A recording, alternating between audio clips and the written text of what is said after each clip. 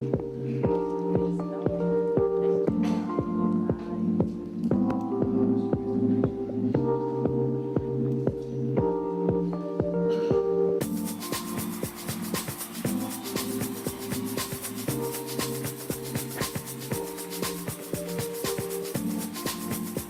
morning, ladies and gentlemen, and welcome.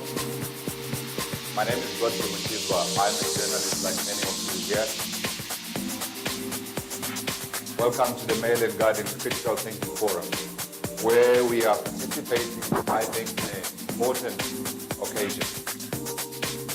The launch of a book that I think for many of us hope will dispel many of the myths that we have around social spending. The book, From Evidence to Action. Before we get into the discussion, let me just run through a few house rules so we are all comfortable and we able to keep the event going and keep it alive. So we have got a hashtag, and we're encouraging everyone to tweet as furiously as you can. The hashtag is hashtag EV2ACT. It's on the walls of this room. If you look all around you, you'll be able to see it. Tweet, please. And then also, I'd like to tell you that if you would like an interview with any of the panelists that we have here today, they will be available. All you need to do is to get in touch with Patsy. And I'm hoping that you can all see her. There she is. She's not the tallest person in the room. Welcome, Patsy. And also to let you know that lunch will be saved at noon.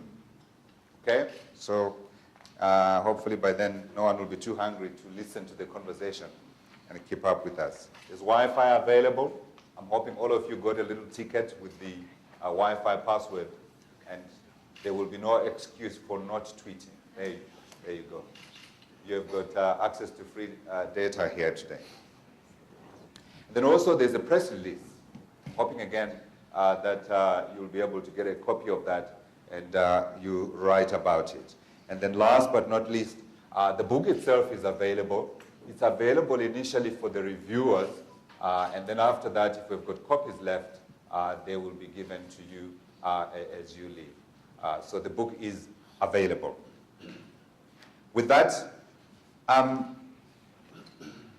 let me say first of all that I think when you look across the African continent, one would be correct to say that we've always had social protection at the family level, at the community level, in one form or another. I think we all know about our extended families and what we do for those extended families. But when you look at the formal side of it, there's actually very little protection. You have about, this is stuff that I picked up, 10% of Africans covered in formal programs. That's 100 million households. And when you look at the numbers and when you look at how Africa's economies are growing, you tend to think perhaps more could be done. There's no question about it. Interestingly, I also found out that in Africa, I don't know how many African countries you count. I count 55. I like to include the Sahara Arab Democratic Republic and all the policies and politics around it. But okay, so we talk about 54 that are formally recognized by the AU. Out of those 54 territories, 15 have got social protection policies and programs embedded in their constitutions. Just 15. Should we be doing more? Perhaps we should be doing more.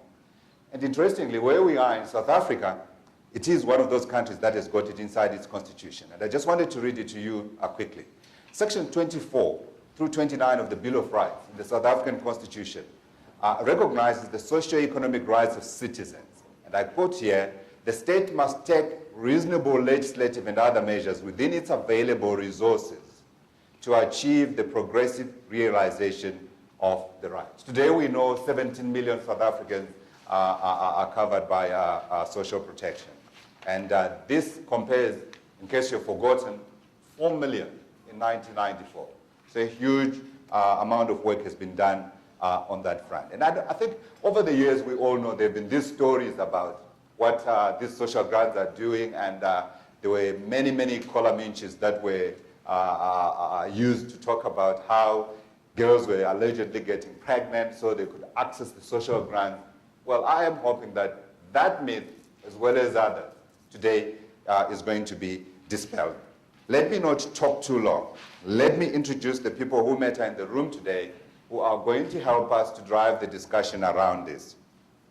May I recognize the Minister of Social Development in Lesotho, Honorable Molahleni Letlotlo, who is a Member of Parliament and was educated at Mabotwane High School before getting his bachelor's degree from UNICEF. He started his career as a teacher at Chibolo Senior Secondary School from 1966 to 1988. Later, he was director of broadcasting from 1997 to 1998 before being appointed district secretary for Mafeteng, which I have visited, by the way, to report about the work of social protection within those communities. And we gathered some very interesting evidence actually from that trip earlier this year or last year, I can't remember now. And I see also the minister shares with me a background in broadcasting. Minister, thank you. You come from the right direction. Next to him is Tabani Buthelezi. He's the Chief Director, Monitoring and Evaluation in the South African National Department of Social Development. He has extensive experience in leading the development of monitoring and evaluation systems in government. His major responsibilities in the department include the establishment of an efficient monitoring and evaluation system for the social development achievements of social development programs, policies, processes, and strategies against specific key performance indicators and targets. It also includes collecting and compiling program-wise data for preparing periodic progress reports for the Minister, the Director General, Management, and all other concerned parties. Welcome, sir. Thank you. Let me also introduce Natalia Winderossi. She's a Senior Social Protection Officer and Social Protection Team Leader at the Food and Agricultural Organization. She leads FAO's work in strengthening policy and pragmatic linkages between social protection, productive inclusion, nutrition, and resilience. Prior to joining the organization, she was the Senior Program Specialist Social Protection at UNICEF's Regional Office for Eastern and Southern Africa, where she led UNICEF support for social protection across 21 countries. One of the things you will see about all the people that we introduced here is the amount of work that they have done around social protection across the African continent. And then let me move on and introduce Stanfield Michelo, who got his first degree from the University of Zambia and his master's degree in development management from Germany. He has spent 20 years working in the field of social protection, and until 3 months ago, he was director of social welfare in the Ministry of Community Development and Social Welfare, and is currently the registrar of non-governmental organizations in the same ministry. During his tour of study, he oversaw the growth of the social cash transfer from inception in Zambia and transforming it into a national flagship program. Welcome, sir. Thank you. And last, but not least, let me introduce Zororo Ganda. She works for the government of Zimbabwe, Minister of Public Service, Labor and Social Welfare, as the Chief Social Services Officer under the Department of Social Services. She's responsible for the management and coordination of the implementation of the Zimbabwe Harmonized Social Cash Transfer, HSCT program, as well as other social assistance programs targeting many vulnerable groups. She has been working in the department for over 10 years. Zororo, welcome. Did I forget John? So John is not the... You see, I've been meeting John from time to time, so he's too familiar. So John is UNICEF Regional Advisor for Social Policy in UNICEF in the Eastern and Southern Africa Regional Office, where he provides oversight to the work of UNICEF in 21 countries in the region in the areas of public finance management, social protection, and research. Prior to joining SRO in March 2015, John was the Deputy Director in UNICEF Public Partnership Division, New York, where he has been responsible for leading UNICEF's engagement in UN and intergovernmental affairs. He has also served as Deputy Representative of UNICEF in Vietnam. And John has also worked as a Senior Social Policy Specialist in Mozambique. Prior to that, he has worked in Angola, also in Iraq, and Yemen, and with UNICEF, UNHCR, and WFP. John, welcome. Okay, let me start with you, actually. I think we want to start with a look at where we've got these cash transfer programs across the African continent. Can you just talk to that map and explain, for the benefit of our listeners here today, who is where and who is doing what and who's not doing what? Of course, thank you very much. So when we look at the cash transfer program funded by government in Africa and implemented by government, when we look back over the 20 past years, we can think of a quiet revolution. In the map before you, in green, you have all the countries in Africa that have been implementing social cash transfer prior to 2004. And as you see, it's mainly in Southern Africa. South Africa, Namibia, Botswana, Mozambique, and Lesotho. Then, in yellow color, is the number of countries that after 2004 have started to implement social cash transfer. And you see how incredible the spread of those programs have been in Africa.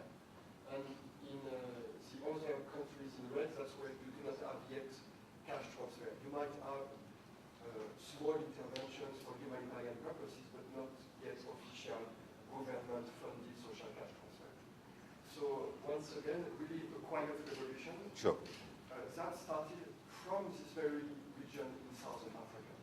And one of the interesting things about that map is that it's not about which country is rich or poor who are into implementing these programs. Absolutely. For example, we see in this graph that even prior to 2004, Mozambique, which remained one of the poorest countries. Yeah, it wasn't growing as fast as it is growing now. Correct. But it was still very poor, yes. Sure. Okay. So, how did we get here? Natalia, can you come in here? Yes, of course. Give us a little bit of the background that went into producing this book. Maybe the first thing to say is that we see it not as a book, but as the end product of a very important process, bringing together policymakers, government counterparts, researchers, international organizations that come together to realize that social protection was becoming an important instrument, but there was definitely a gap in terms of the evidence specific to this region. For many years, there's been evidence, for example, coming from the Latin American region with a specific model, no? But Africa had, in the quiet revolution that Jean presented, had increased the number of homegrown, specific designed social protection programs, mainly cash transfer, responding to the specific characteristics of the region in terms of community dynamics and the existence of non-formal systems. Sure. Communities that have been strained by HIV and AIDS and food insecurity. Specificities around unconditional transfer, for example, different to the Latin American context, which are mainly conditional. No? Yeah. So, maybe just explain a little bit of the difference between conditional and unconditional. sure. So a conditional transfer is a transfer given to a family that in order to receive the family, they need to do specific things, mainly related to health and education. So if they don't do that, for example, sending their kids to school or sending their kids to a specific health check, they will not receive the transfer. That may sound interesting, but there's some limitation in terms of you need to have systems in place, you need to have social systems with high quality. If you're going to link that to receive to an entitlement, it is important to have well-functioning systems and also accessible to the communities that are going to be linked to these programs, right? Sure. So, which here, that did not necessarily was the case. But I think most importantly, despite of the design, the evidence that we have and that we've presented in the book is showing that the impact in terms of access to education, in terms of health, in terms of adolescent well-being, the same type of impact that a conditional cash transfer can have in the Latin American context is also the case for an unconditional type program. So Are Africans more responsible? Let's put it. that could be an explanation, but I think it's an important thing to realize. And it's an important distinction as well, that this money that they are getting is unconditional, so they are not being instructed to spend it a certain way. Yes, but even without that instruction, I think the starting base is that people know what are their needs. People know what are the best way to spend that money. Sure. They know that they need to access food. They need to know, to pay debt. They need to change, for example, the investment that they will have in just immediate things to something that is much more productive and economic. Yeah. And maybe that's one of the main messages or Okay. results of the book, that cash transfers were always seen as a poverty reduction, if you want, social development strategy, but it is also an element of economic and productive potential and impact, if you want. So Yeah. not only having social impacts in health, education, but also enhancing the economic and productive potential of the poor. Yeah. For me,